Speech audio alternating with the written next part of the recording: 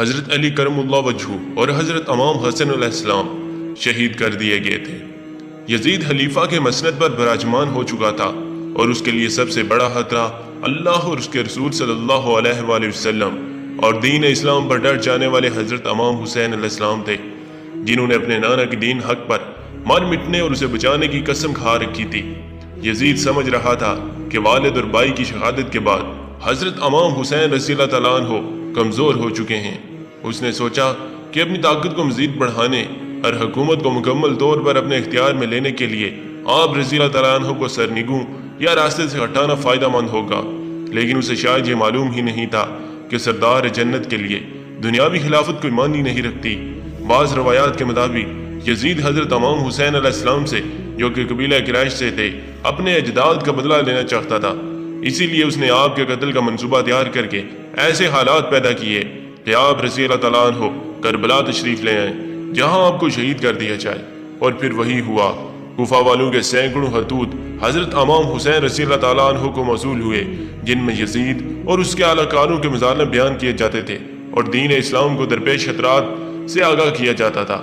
ایک اطلاع آپ کو یہ بھی ملی کہ شراب نوشی عام ہو چکی ہے، حتیٰ کہ ایک امام مسجد کو لوگوں نے پکڑا جو کہ شراب کے نشے میں دھت تھا۔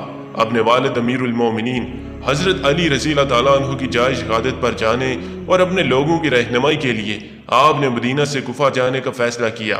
چنانچہ 28 رجب سن 60 ہجری کو آپ اپنے 72 ساتھیوں کے ساتھ مدینہ سے کوفہ کی طرف روانہ ہوئے۔ براستہ مکہ حضرت امام حسین رضی اللہ تعالیٰ عنہ اپنے 18 اہل بیت اور 50 اصحاب کے ساتھ کربلا پہنچے۔ 8 ذی الحج کو آپ کو کوفہ والوں کی عہد شکنی کا اندازہ اس وقت ہو چکا تھا جب آپ نے اپنے چچا زاد بھائی مسلم بن عقیل کی شہادت کی خبر سنی، لیکن آپ نے اپنا سفر جاری رکھا۔ شاید آپ اپنے نانا حضرت محمد مصطفیٰ صلی اللہ علیہ وآلہ وسلم کی اس پیشگوئی کا انتظار کر رہے تھے جس کا ذکر حضرت محمد مصطفیٰ صلی اللہ علیہ وآلہ وسلم نے اپنی زوجہ ام المومنین حضرت ام سلمہ سے کیا تھا۔ بخاری شریف کی روایت کے مطابق آپ صلی اللہ علیہ وآلہ وسلم نے ام سلمہ کو مٹی دی تھی اور کہا تھا، یہ کربلا کی مٹی ہے، جب یہ سرخ ہو جائے تو سمجھ لینا میرا جگر گوشہ اور میرے گھر کا پھول حسین ابن علی شہید کر دیا گیا ہے۔ بعض روایات کے مطابق جن کے راوی حضرت ابو ہریرہ ہیں، ان کا مفہوم ہے کہ آپ کو حسین سے اتنا پیار تھا کہ کب آپ صلی اللہ علیہ وآلہ وسلم کے بیٹے حضرت ابراہیم علیہ السلام کی ولادت ہوئی، انہی دنوں حضرت امام حسن علیہ السلام کی بھی ولادت ہوئی۔ حضرت جبرائیل علیہ السلام تشریف لائے، انہوں نے فرمایا کہ اللہ آپ کے دونوں بیٹوں یعنی حضرت ابراہیم علیہ السلام اور حضرت امام حسن علیہ السلام میں سے ایک کی قربانی چاہتا ہے اور فیصلہ آپ پر چھوڑا ہے۔ اہل عقل یہی سمجھیں گے کہ فیصلہ بہت مشکل ہوگا، لیکن اہل عشق سمجھتے ہیں کہ نبی نے کیا فیصلہ کیا اور کیوں کیا۔ جن کی ماں کے لیے آپ نے اپنی کملی بچھائی ہو، جن کے لیے آپ صلی اللہ علیہ وسلم نے سجدہ لمبا کر دیا ہو، اور جن کو دوران خطبہ آپ صلی اللہ علیہ وسلم گود میں لے کر کہا کہ پہچان لو یہ مجھ سے ہیں اور میں ان سے ہوں، تو جب قربانی کی باری آئی ہوگی تو آپ صلی اللہ علیہ وآلہ وسلم نے کس کو قربان کیا ہوگا؟ جی ہاں، آپ صلی اللہ علیہ وآلہ وسلم نے اپنے لخت جگر حضرت ابراہیم علیہ السلام کی قربانی پیش کی۔ یہ تھا محبت اور عشق کا عالم اپنے نواسوں کے ساتھ ہمارے نبی صلی اللہ علیہ وآلہ وسلم کا۔ حضرت امام حسین رضی اللہ تعالیٰ عنہ اپنے اہل بیت کے ہمراہ 2 محرم الحرام سن 61 ہجری کو کربلا پہنچے۔ بعض روایات میں آتا ہے کہ جب آپ کی سواری کربلا کے ریگستان میں پہنچی تو آپ کے گھوڑے پر ایک عجیب سی بے چینی طاری تھی، جیسے وہ یہاں سے آپ کو لے کر دور بھاگ جانا چاہتا ہو۔ آپ رضی اللہ تعالیٰ عنہ نے پوچھا یہ کون سا مقام ہے، تو معلوم ہوا کہ یہ سرزمین کربلا ہے۔ آپ نے ارشاد فرمایا کہ قافلے کو یہاں روک دیا جائے، ہم یہیں قیام کریں گے۔ اصحاب نے آپ کے حکم کی تعمیل کی اور کربلا کے بنجر ریگستان میں خیمے لگا دیے گئے۔ راوی بیان کرتے ہیں کہ آپ رضی اللہ تعالیٰ عنہ نے آسمان کی طرف دیکھ کر اللہ سے دعا کی کہ اے اللہ میرے نانا کے دین کی حفاظت فرما، اسے زندہ و آباد رکھ۔ آپ کو اطلاع مل چکی تھی کہ آپ کے چچا زاد بھائی حضرت مسلم بن عقیل، جن کو آپ رضی اللہ تعالیٰ عنہ نے اپنا سفیر بنا کر کوفہ بھیجا تھا تاکہ وہاں حالات معلوم کر کے آپ رضی اللہ تعالیٰ عنہ کو خبر کریں، انہیں انتہائی بے دردی سے قتل کر دیا گیا تھا۔ کوفے کے لوگ جو آپ رضی اللہ تعالیٰ عنہ کو بار بار خطوط بھیج رہے تھے، وہ گورنر کوفہ ابن زیاد کے خوف یا لالچ سے حضرت مسلم بن عقیل کو تنہا چھوڑ چکے تھے اور وہ کوفے کی گلیوں سے بالکل ناواقف تھے۔ ابن زیاد کے ایک سپہ سالار نے ان کو امان کا وعدہ دے کر گرفتار کیا اور بعد میں انہیں کوفہ کے محل کی چھت سے دھکا دے کر شہید کر دیا گیا۔ اپنے چچا زاد کی شہادت کا صدمہ اور کوفے والوں کی بے وفائی کا افسوس آپ کو آگے بڑھنے پر مجبور کر رہا تھا، اور مقصد اتنا بڑا تھا کہ آپ رضی اللہ تعالیٰ عنہ پیچھے ہٹ نہیں سکتے تھے۔ حضرت امام حسین رضی اللہ تعالیٰ عنہ کو کوفہ سے سینکڑوں خطوط موصول ہوئے۔ ان کے جواب میں آپ نے مسلم بن عقیل کے ہاتھ میں جو خط بھیجا اس کے الفاظ کچھ یوں تھے، فرمایا میں اپنے خاندان کے سب سے بااعتماد چچا زاد بھائی کو آپ کی طرف بھیج رہا ہوں تاکہ وہ مجھے آپ لوگوں کے حالات سے آگاہ کریں۔ اگر اس نے مجھے یہ خبر دی کہ آپ لوگ وہی ہو جنہوں نے مجھے خطوط لکھے ہیں تو میں آپ کے یہاں آؤں گا۔ امام صرف وہ ہے جو کتاب خدا پر عمل پیرا ہو، عدالت قائم کرے، دین حق پر یقین رکھتا ہو اور اپنے آپ کو خدا کے لیے وقف کرے۔ لیکن افسوس سفیر حضرت امام حسین رضی اللہ تعالیٰ عنہ حضرت مسلم بن عقیل کو شہید کر دیا گیا۔ خیمے لگ چکے تھے اور ترتیب کچھ اس طرح تھی کہ سب سے آگے پہلا خیمہ حضرت عباس رضی اللہ تعالیٰ عنہ کا تھا۔ حضرت عباس رضی اللہ تعالیٰ عنہ کا نام سنتے ہی جو الفاظ ذہن میں آتے ہیں وہ ہیں وفا، سچائی، بہادری اور حق پر ڈٹ جانا۔ یہ ایسے شہید ہیں جو غازی کہلاتے ہیں۔ حضرت عباس علمدار کربلا کے میدان میں حضرت امام حسین رضی اللہ تعالیٰ عنہ کی فوج کے علمدار تھے۔ یزیدی فوج 3 محرم الحرام کو امام کی فوج کے راستے میں پڑاؤ ڈال چکی تھی۔ حالات کشیدگی کی طرف جا رہے تھے۔ حضرت حبیب ابن مظاہر رضی اللہ تعالیٰ عنہ جو سن 61 ہجری میں تقریباً 75 سال کی عمر کے ضعیف صحابی تھے اور حضرت علی رضی اللہ تعالیٰ عنہ اور آل علی پر جان چھڑکتے تھے، حضرت امام حسین رضی اللہ تعالیٰ عنہ کی خدمت میں حاضر ہوئے اور عرض کی کہ میں آپ کی رکاب میں دشمن سے مقابلہ کرنا چاہتا ہوں، مجھے جنگ لڑنے کی اجازت دی جائے۔ حضرت امام حسین رضی اللہ تعالیٰ عنہ نے حضرت حبیب ابن مظاہر رضی اللہ تعالیٰ عنہ کی طرف دیکھا اور فرمایا آپ محبت اور جانثاری میں بے شک قابل قدر ہیں لیکن آپ ضعیف آدمی ہیں۔ یہ سننا تھا کہ حضرت حبیب ابن مظاہر رضی اللہ تعالیٰ عنہ نے ایک کپڑا اپنی کمر کے گرد کس کے باندھا جس میں کمال مہارت سے تلوار لٹکائی اور دوسرے کپڑے کو اپنے سر کے گرد اس انداز میں باندھا کہ سفید بویں نظر نہ آئیں اور کہا کہ دیکھیں میں کہاں سے ضعیف ہوں۔ یزیدی فوج کی طرف سے ایک قاصد حضرت امام حسین رضی اللہ تعالیٰ عنہ کی خدمت میں حاضر ہوا۔ پیغام تھا کہ یا تو یزید کی بیعت کر لیں یا جنگ کے لیے تیار ہو جائیں۔ حضرت امام حسین رضی اللہ تعالیٰ عنہ نے اپنے اصحاب اور اہل بیت کو اکٹھا کیا۔ آپ نے فرمایا کہ میں آپ سب لوگوں سے اپنی بیعت اٹھاتا ہوں، آپ آزاد ہیں، جانا چاہیں تو جا سکتے ہیں۔ سب نے کہا ہم آپ پر جان نثار کریں گے، اپنے خون کے آخری قطرے تک ہم آپ کے ساتھ ہیں۔ یزید کی بیعت کا مطلب تھا کہ اس کے تمام اقدامات کی توثیق جس کا دین اسلام متحمل نہیں ہو سکتا، لہٰذا آپ کے پاس 2 راستے تھے، یا واپس چلے جائیں یا حق پر رہتے ہوئے جنگ لڑیں۔ معلوم ہوا کہ واپسی کا راستہ یزیدی فوج بند کر چکی ہے، اب صرف جنگ تھی یا یزید کے ہاتھ پر بیعت۔ حضرت حبیب ابن مظاہر رضی اللہ تعالیٰ عنہ جو قبیلہ بنی اسد سے تھے، آپ کی خدمت میں حاضر ہو کر اپنے قبیلے کے لوگوں کو جنگ کے لیے اکٹھا کرنے کی اجازت طلب کی اور روانہ ہو گئے، لیکن یزیدی فوج پہلے ہی دریا کے پل پر قبضہ کر چکی تھی۔ حضرت حبیب ابن مظاہر رضی اللہ تعالیٰ عنہ کو اکیلے ہی واپس لوٹنا پڑا۔ اب جناب حضرت حبیب ابن مظاہر رضی اللہ تعالیٰ عنہ کی ڈیوٹی تھی کہ جو شخص بھی حضرت امام حسین رضی اللہ تعالیٰ عنہ سے ملاقات کے لیے تشریف لاتا، آپ اس کے قوائف چیک کرتے اور ملاقات کرواتے۔ آج تقریباً 1400 سال بعد حضرت حبیب ابن مظاہر رضی اللہ تعالیٰ عنہ اور حضرت امام حسین رضی اللہ تعالیٰ عنہ کے روزہ مبارک کو دیکھا جائے تو ایسا ہی لگتا ہے کہ آپ آج تک ڈیوٹی سر انجام دے رہے ہیں۔ سامنے والے دروازے سے روزہ مبارک کی طرف آئیں یا سائڈ والے دروازوں سے آپ کو حضرت حبیب ابن مظاہر رضی اللہ تعالیٰ عنہ کی قبر مبارک سے حضرت امام حسین رضی اللہ تعالیٰ عنہ کی قبر تک جا سکتے ہیں۔ اب اس کو محض اتفاق کہیں یا نقشہ، اہل عشق کے ہاں اس کو نصیب اور کامیابی سمجھا جاتا ہے۔ جن کے قدموں کی خاک ہونا بھی کامیابی کی دلیل ہے۔ اگر کسی کو ان کے گھر کا دربان بننے کا موقع میسر آ جائے تو کیا نصیب ہوگا۔ اس کا یہ وہی شخص خوش قسمت ہے جس کے دل میں آل نبی کا عشق ہو۔ روزہ مبارک ہر حاضری دینے سے پہلے اور بعد دونوں مرتبہ حضرت حبیب ابن مظاہر رضی اللہ تعالیٰ عنہ کی قبر مبارک سے گزر کر جانا پڑتا ہے جیسے وہ ہر آنے والے کا نام نوٹ کر رہے ہوں۔ 2 محرم الحرام کو جب حضرت امام حسین رضی اللہ تعالیٰ عنہ کو کربلا کے ریگستان میں بلایا گیا اور خیمے لگائے گئے تو آپ پر ایک عجیب سی کیفیت طاری تھی، جیسے اللہ تعالیٰ آپ کو آنے والے دنوں کے حالات دکھا رہا ہو۔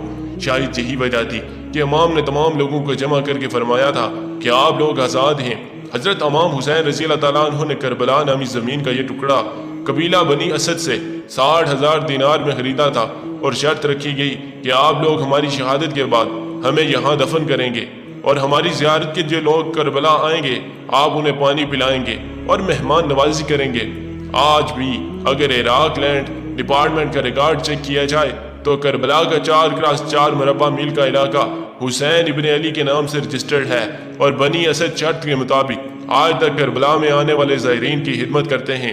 زائرین کو پانی پلایا جاتا ہے، کھانا کھلایا جاتا ہے، اور اپنے گھروں کے دروازے زائرین کربلا کے لیے کھول دیے جاتے ہیں۔ ادھر یزیدی فوج حضرت امام حسین رضی اللہ تعالیٰ عنہ کے راستے میں حائل تھی، اور دوسری طرف گورنر کوفہ آپ رضی اللہ تعالیٰ عنہ کو قتل کرنے کے لیے رائے عام ہموار کر رہا تھا، تاکہ لوگوں کو آپ رضی اللہ تعالیٰ عنہ کے خلاف کر کے اپنا مقصد حاصل کر لے۔ ابن زیاد قاضی کوفہ سے حضرت امام حسین رضی اللہ تعالیٰ عنہ کو باغی کے ہلوا کر قتل کا فتویٰ لے چکا تھا، اور اس نے مزید فوج کربلا روانہ کر دی تھی تاکہ یزید کی خوشنودی حاصل کر سکے۔ روایات کے مطابق حضرت امام حسین رضی اللہ تعالیٰ عنہ کے 72 افراد کے مقابلے میں ابن زیاد نے 4 محرم سن 61 ہجری کو مزید 30,000 فوج کا لشکر کوفہ سے کربلا روانہ کیا۔ حضرت امام حسین رضی اللہ تعالیٰ عنہ کے ساتھ یزیدی فوج کے مذاکرات بھی جاری تھے۔ 2 محرم الحرام کو یزیدی فوج کے جس پہلے دستے نے حضرت امام حسین رضی اللہ تعالیٰ عنہ کا راستہ روکا، اس دستے کی سربراہ حر الریاجی ان کی ڈیوٹی یہ لگائی گئی تھی کہ آپ کو آگے بڑھنے اور کوفہ داخل ہونے سے روکا جائے۔ تبھی آپ نے کربلا میں قیام کا فیصلہ کیا۔ چند دنوں میں ہی حر نے جناب حر تک کا فیصلہ طے کر لیا۔ حر چند ملاقاتوں میں ہی حضرت امام حسین رضی اللہ تعالیٰ عنہ کو جان چکے تھے، اور ان کی کوشش تھی کہ یزیدی فوج اور حضرت امام حسین رضی اللہ تعالیٰ عنہ کے بیچ میں مصالحت ہو جائے۔ حر کے دستے نے ایک طرف تو حضرت امام حسین رضی اللہ تعالیٰ عنہ کا راستہ روک کے رکھا تھا، دوسری طرف وہ روزانہ نماز حضرت امام حسین رضی اللہ تعالیٰ عنہ کے پیچھے پڑھتے تھے۔ 7 محرم الحرام کو یزیدی فوج نے طاقت کے نشے میں دھت ہو کر حضرت امام حسین رضی اللہ تعالیٰ عنہ کو پیغام بھیجا کہ آپ رضی اللہ تعالیٰ عنہ اپنے خیمے پانی کے قریب سے اٹھا لیں، اور راستے میں یزیدی فوج کو بٹھا دیا گیا۔ امام نے پانی بند کرنے کا یہ ظلم شاید اس لیے برداشت کر لیا کہ کہیں بعد میں لوگ یہ نہ کہیں کہ حضرت امام حسین رضی اللہ تعالیٰ عنہ اور یزیدی فوج میں اصل تنازع پانی کا تھا جس پر لڑائی ہوئی۔ آپ نے ظلم برداشت کیا اور اپنے اصحاب کے ساتھ خیموں کو پانی سے دور لے گئے۔ تپتے صحرا میں سب لوگ پانی کی پیاس سے تڑپنے لگے۔ لوگوں نے پانی کا تقاضا کیا، لیکن یزیدی فوج نے امام پر پانی بند کر دیا۔ بچوں سے زیادہ دین اسلام کی فکر تھی کہ یہ کن ظالموں کے ہاتھ اقتدار آ گیا ہے۔ یہ لوگ زمانہ جاہلیت سے زیادہ خطرناک اور گمراہ تھے۔ امام کسی صورت یزید کے ہاتھ بیعت کرنے کو تیار نہ تھے۔ امام نے فرمایا کہ ہمارا راستہ چھوڑ دو، ہم کوفہ یا کہیں اور چلے جاتے ہیں۔ لیکن یزیدی فوج کسی بدقسمت جانور کی طرح طاقت کے نشے میں چور تھی۔ اس کے سربراہ نے کہا کہ 2 ہی صورتیں ہیں، آپ رضی اللہ تعالیٰ عنہ یا تو یزید کی بیعت کر لیں یا جنگ کے لیے تیار ہو جائیں۔ 9 محرم الحرام شمر یزید کے ساتھ کربلا کے میدان میں داخل ہوا۔ بعض روایات کے مطابق 9 محرم الحرام کو یزید کی فوج میں 60,000 جنگجو تھے جو حضرت امام حسین علیہ السلام کی فوج کے 72 جانثاروں سے جنگ کرنے کربلا میں آئے تھے۔ شمر نے آتے ہی اپنی عیاری اور مکاری کا استعمال کرنا چاہا، اور اس نے حضرت عباس علیہ السلام اور ان کے بھائیوں کے نام امان نامہ بھجوایا کہ آپ لوگ اس لڑائی سے الگ ہو جائیں تو آپ کو امان ہے۔ شمر نے کہا کہ آپ کی والدہ میرے قبیلے سے ہے اور اس رشتے سے میں آپ کا ماموں رکھتا ہوں، لہٰذا آپ کو آپ کے بھائیوں سمیت امان دیتا ہوں، آپ جہاں چاہیں چلے جائیں۔ حضرت عباس علیہ السلام جن کا نام ہی وفا کا پیکر ہے، وہ کہاں ایسی باتوں میں آ کر اپنے بھائی کو چھوڑنے والے تھے۔ آپ کی ماں کا ذکر آیا تو حضرت عباس علیہ السلام نے شمر کو کہا، او ملعون، اپنی ناپاک زبان سے میری ماں کا نام نہ لے، اس کی تربیت اور حکم سے آج میں یہاں موجود ہوں۔ حضرت عباس علیہ السلام کی والدہ کا نام حضرت البنین تھا۔ حضرت فاطمہ رضی اللہ تعالیٰ عنہ کی وفات کے بعد جب حضرت علی رضی اللہ تعالیٰ عنہ کا رشتہ حضرت البنین کے لیے گیا تو ان کے والد نے ان سے مرضی معلوم کرنا چاہی، تو انہوں نے فرمایا، بابا میں تو رات سے ہی سیدہ فاطمہ الزہرا کو ہاں کر چکی ہوں، وہ کل رات میرے خواب میں آئیں اور مجھے کہا کہ میرے بچوں کی ماں بن جاؤ۔ میرے لیے یہ بہت بڑی سعادت کی بات ہے کہ میں جنت کے سرداروں کی ماں کہلواؤں۔ حضرت علی رضی اللہ تعالیٰ عنہ اور حضرت البنین نے نکاح کے بعد اللہ سے دعا کی تھی کہ اے اللہ ہمیں ایسی اولاد نصیب فرما جو اس گھر کی حفاظت کرے اور دین اسلام کی ترویج کرے۔ حضرت البنین کے بدن سے حضرت علی رضی اللہ تعالیٰ عنہ کے 4 بیٹے پیدا ہوئے، عثمان بن علی، جعفر بن علی، عبداللہ بن علی اور عباس بن علی۔ حضرت عباس چونکہ بڑے بیٹے تھے اس لیے ان کا ذکر زیادہ ملتا ہے اور آپ علمدار بھی تھے۔ آپ نے شمر کے امان کو ٹھکرا دیا۔ حضرت عباس اپنے باقی تمام بھائیوں کے ساتھ حضرت امام حسین علیہ السلام پر مر مٹنے کو تیار تھے۔ بعض روایات میں حضرت عباس علیہ السلام کو زہرہ کی دعا بھی کہا جاتا ہے، یعنی آپ حضرت فاطمہ زہرہ کی وہ دعا ہیں جو انہوں نے اپنے بیٹوں حضرت امام حسن علیہ السلام اور حضرت امام حسین علیہ السلام کے لیے کی کہ میرے بیٹوں کو باوفا ذاتی نصیب ہوں۔ آپ کی شکل و صورت میں اپنے والد حضرت علی ابن ابو طالب کی طرح تھی، شخصیت ایسی کامل کہ جب علی سے گزرتے تو لوگ دور تک آپ کو دیکھتے رہتے، اور جب تلوار ہاتھ میں لے کر گھوڑے پر سوار ہوتے تو علی کی ہیبت آپ سے جھلکنے لگتی۔ آپ کی والدہ حضرت ام البنین کے بارے میں مشہور ہے کہ آپ کبھی بھی گھر میں کمروں یا صحن کے درمیان میں نہیں چلتی تھی کہ کہیں آپ کا پاؤں حضرت فاطمہ علیہ السلام کے رکھے ہوئے پاؤں کی جگہ پر نہ پڑ جائے۔ ہمیشہ دیواروں کے ساتھ ساتھ چلتی تھی اور یہی عقیدت اپنوں نے اپنے بچوں میں بھی منتقل کی تھی۔ حضرت عباس علیہ السلام نے ہمیشہ اپنے آپ کو اپنے بھائیوں حضرت امام حسین علیہ السلام اور حضرت امام حسن علیہ السلام کے لیے وقف رکھا۔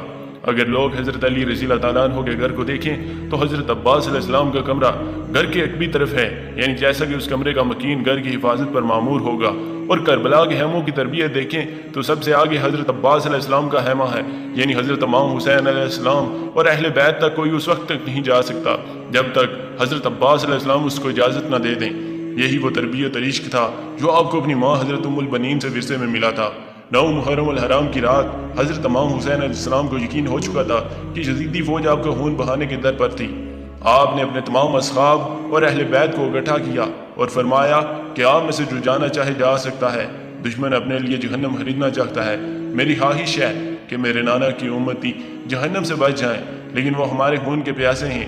روایات میں آتا ہے کہ حضرت امام حسین علیہ السلام نے روشنی اس لیے مدھم کی کہ شاید روشنی کی وجہ سے کوئی جانے کی ہمت نہ جتا پائے۔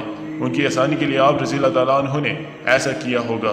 کچھ دیر بعد آپ نے اپنے باوفا بھائی اور ساتھی کو کہا کہ عباس روشنی بڑھا دو، یعنی حضرت امام حسین علیہ السلام کو یقین تھا یہ میرا بھائی مجھے تنہا نہیں چھوڑے گا۔ پھر حضرت امام حسین فردن فردن تمام خیموں میں گئے، تمام اصحاب کے ساتھ الگ الگ وقت گزارا، سب سے زیادہ وقت اپنی بہن کے خیمے میں گزارا۔ آپ رضی اللہ تعالیٰ عنہ نے فرمایا میرے بعد نانا کی دین کی حفاظت کرنا، سجاد یعنی حضرت امام زین العابدین کا خیال رکھنا۔ حضرت سجاد حضرت امام حسین علیہ السلام کے بیٹے تھے اور میدان کربلا میں کسی ایسی بیماری کا شکار تھے کہ بستر سے نہیں اٹھ سکتے تھے، اس لیے وہ جنگ میں حصہ بھی نہیں لے سکے۔ شاید اللہ نے حضرت امام حسین علیہ السلام کی نسل کو آگے بڑھانے کے لیے مصلحتاً ایسا کیا ہو۔ حضرت امام حسین علیہ السلام نے حضرت بی بی زینب رضی اللہ تعالیٰ عنہ سے فرمایا کہ اپنی عبادت خاص کر نماز تہجد میں مجھے یاد رکھنا۔ اپنی بہن سے آپ کو بہت محبت تھی، ہر فیصلہ کرنے سے پہلے اپنی بہن حضرت زینب رضی اللہ تعالیٰ عنہ سے مشورہ ضرور کرتے تھے۔ اگر کربلا میں بی بی زینب رضی اللہ تعالیٰ عنہ اور حضرت امام حسین علیہ السلام کے خیموں کو دیکھیں تو دونوں کی پشت ملی ہوئی ہے۔ اس سے صاف لگتا ہے کہ دونوں بہن بھائی دیر تک راز و نیاز کی باتیں کرتے ہوں گے۔ تمام اصحاب، اہل بیت اور اپنی ازواج حضرت لیلہ اور ام رباب سے ملاقات کے بعد آپ رضی اللہ تعالیٰ عنہ اپنے مقتل کی طرف گئے اور نشاندہی کی کہ یہاں مجھے شہید کیا جائے۔ آپ کے اصحاب اور اہل بیت جان چکے تھے کہ اللہ تعالیٰ آپ کو سب کچھ دکھا چکا ہے، پھر بھی ان کو موت کا خوف نہیں تھا اور وہ دنیا کی اس معمولی تکلیف کو اپنی آخرت کے بدلے منافع کا سودا سمجھ رہے تھے۔ 10 محرم الحرام کا سورج طلوع ہوا، تمام اصحاب اور اہل بیت نے رات جاگ کر گزاری تھی، سب لوگ پیاس سے نڈال تھے۔ 7 محرم کی شام کو حضرت امام حسین علیہ السلام کے حکم سے حضرت عباس اپنے چند افراد کے ساتھ یزیدی فوج کو دھکیلتے ہوئے فرات سے پانی کا مشکیزہ بھر لائے تھے، لیکن آج 10 محرم کو فوج کہیں گنا بڑھ چکی تھی۔ شمر معلوم راستے میں حائل تھا، پیاسے بچوں کی ڈوبتی چیخیں اور سسکیاں ماحول کو پرآشوب بنا رہی تھی۔ حضرت امام حسین علیہ السلام کی 4 سالہ بیٹی حضرت بی بی سکینہ علیہ السلام پیاس سے نڈال تھی۔ انہوں نے اپنے چچا حضرت عباس سے پانی کا تقاضا کیا۔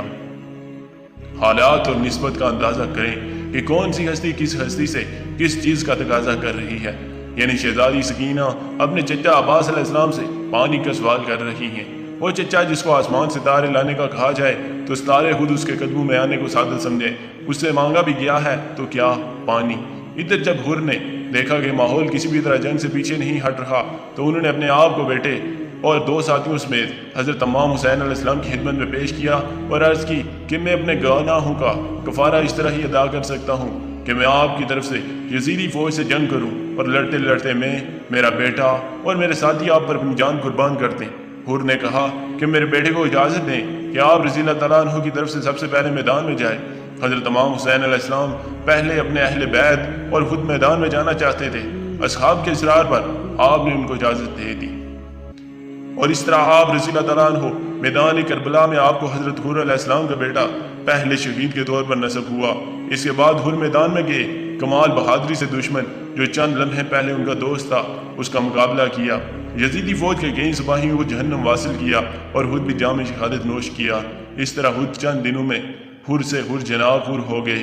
آپ کی قبر مبارک پر آج بھی ہزاروں کی تعداد میں لوگ حاضری دیتے ہیں اور آپ کی قسمت پر رشک کرتے ہیں کہ کس طرح خدا آپ پر مہربان ہوا اور ان 60,000 جنگجوؤں میں سے اللہ نے آپ کا انتخاب کیا اور آپ کا دل بدل گیا۔ روایات میں آتا ہے کہ آپ کی شہادت کے بعد حضرت امام حسین علیہ السلام نے فرمایا کہ میرے زائرین جو میری شہادت کے بعد میری قبر پر آئیں وہ حور کی زیارت ضرور کریں۔ اس لیے آج بھی حضرت حور علیہ السلام کے روزے پر ایک پرسکون سی ٹھنڈک کیفیت محسوس ہوتی ہے۔ ادھر حضرت عباس علیہ السلام، بی بی سکینہ علیہ السلام اور حضرت علی اصغر کے لیے پانی لینے نکلے۔ آپ کے ایک ہاتھ میں علم تھا اور دوسرے ہاتھ میں تلوار تھی۔ آپ نے مشکیزہ اپنی پشت پر لٹکایا اور حضرت امام حسین علیہ السلام کی اجازت سے پانی لینے روانہ ہو گئے۔ یزیدی دشمن گاٹ لگائے بیٹھے تھے۔ علی زادے کی ہیبت اتنی تھی کہ کوئی سامنے آنے کی جرت نہیں کرتا تھا۔ یزیدی فوج کو پیچھے دھکیلتے اور روندتے ہوئے حضرت عباس علیہ السلام پانی تک پہنچ گئے۔ آپ نے مشکیزہ پانی سے بھرا اور گھوڑے پر اپنے سامنے رکھ لیا۔ حضرت عباس علیہ السلام تیزی سے خیموں کی طرف گھوڑا دوڑا رہے تھے کہ کسی تیر انداز نے ایک تیر مشکیزہ پر مارا، پانی ضائع ہونے لگا۔ آپ نے اپنے مولا کا علم نیچے نہیں کیا، اپنی جان کی پرواہ کیے بغیر آپ نے تلوار والا ہاتھ مشکیزے کے پانی کو ضائع ہونے سے بچانے کے لیے استعمال کیا اور پرچم بلند رکھا۔ تلوار ہاتھ میں نہ ہونے کا فائدہ اٹھاتے ہوئے ایک یزیدی سپاہی نے جو درخت کی اوڑ میں چھپا ہوتا تلوار سے ایک زوردار وار کیا اور جسے ہاتھ میں علم تھا وہ بازو شہید کر دیا۔ حضرت عباس علیہ السلام نے درد کی شدت کے باوجود علم دوسرے ہاتھ میں تھام دیا۔ چند تیر اور مشکیزے پر لگے، پانی تیزی کے ساتھ ضائع ہونے لگا۔ اسی اسنا میں آپ کا دوسرے بازو بھی شہید ہو گیا۔ علی زادے کی بے دردی سے زخمی کر دیا گیا تھا اور آپ کے دونوں بازو شہید ہو چکے تھے، لیکن آپ حیات تھے۔ شاید اسی نسبت سے آپ کو غازی کا لقب دیا جاتا ہے۔ ایک بدبخت نے پیچھے سے آپ کے سر مبارک پر بھی برچی کی ضرب لگائی اور آپ شہید ہو گئے۔ حضرت علی رضی اللہ تعالیٰ عنہ کا جگر گوشہ حضرت امام حسین علیہ السلام کا فخر کس مظلومیت سے شہید کر دیا گیا۔ آپ ہی اگر آپ کے جائے شہادت اور بازو شہید ہونے کے مقامات کو دیکھا جائے تو پہلے اور دوسرے بازو کے شہید ہونے کے مقام میں بہت فاصلہ ہے، اور جائے شہادت دوسرے بازو کی جائے شہادت سے کافی دور ہے۔ یعنی آپ نے حضرت بی بی سکینہ کو پانی پہنچانے کی آخری سانس تک کوشش کی۔